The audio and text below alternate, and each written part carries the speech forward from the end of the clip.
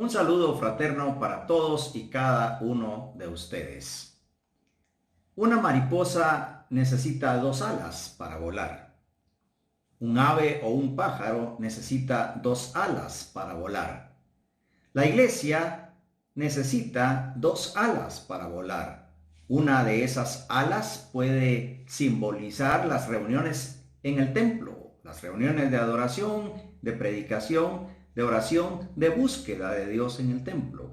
La otra ala la puede simbolizar las reuniones en grupos pequeños, en las casas principalmente, en oficinas o en otros lugares. Para que la iglesia alcance gran vuelo, necesita las dos alas. Eso nos enseña el libro de Hechos, capítulo número 2 y versículo número 46. Leemos: perseveraban unánimes cada día en el templo y partiendo el pan en las casas, comían juntos con alegría y sencillez de corazón. Note que los primeros cristianos usaban el templo de Jerusalén para reunirse allí, pero también usaban las casas. Hablemos un poquito sobre la comunión con Dios en el templo.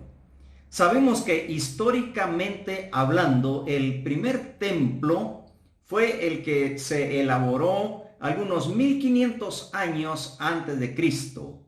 Estamos hablando del tabernáculo. Dios le dio todas las indicaciones a Moisés.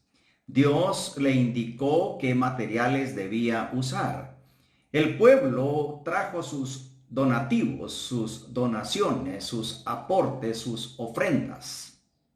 Y se elaboró aquel templo transportable, aquel templo armable y desarmable mientras los israelitas estaban en el desierto.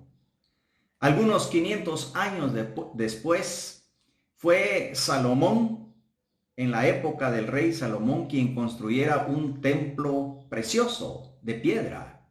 La visión nació en David. El rey David quería construir un templo para Dios. Dios le indicó cómo debía elaborarlo. David dejó hechos los planos y mucha de su fortuna para que se usara todo ese dinero y materiales para la construcción del templo. Salomón ejecutó el proyecto y se creó ese hermoso templo de Jerusalén. Durante 10 siglos, desde la época de Salomón hasta la época de Jesucristo, el templo fue el centro de la vida espiritual del pueblo de Israel. Jesús visitó aquel templo ya reconstruido porque fue destruido en cierto momento dado. El rey David anhelaba estar en la casa del Señor cada día. Esa era su delicia. Así que el templo es un edificio dedicado para Dios, para la adoración a Dios, la comunión con Dios, la comunión unos con otros, los miembros de las iglesias locales. El templo es un edificio, por supuesto, no es la iglesia.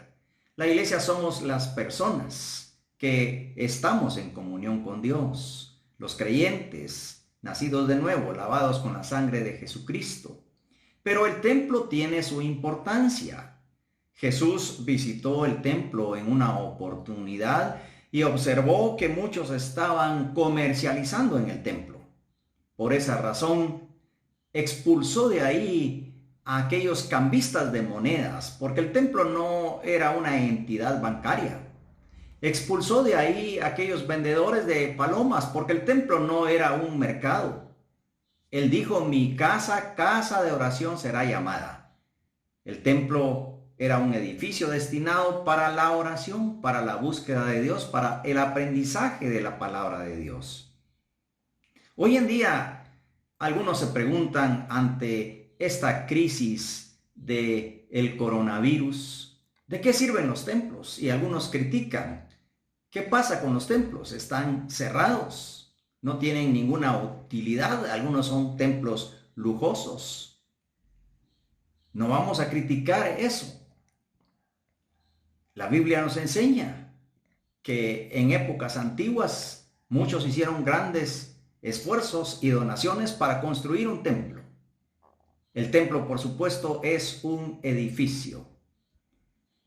Perseveraban cada día en el templo y también en las casas. Por supuesto, la iglesia cristiana no debe ser templista. No debemos enfocar todas las actividades en el templo.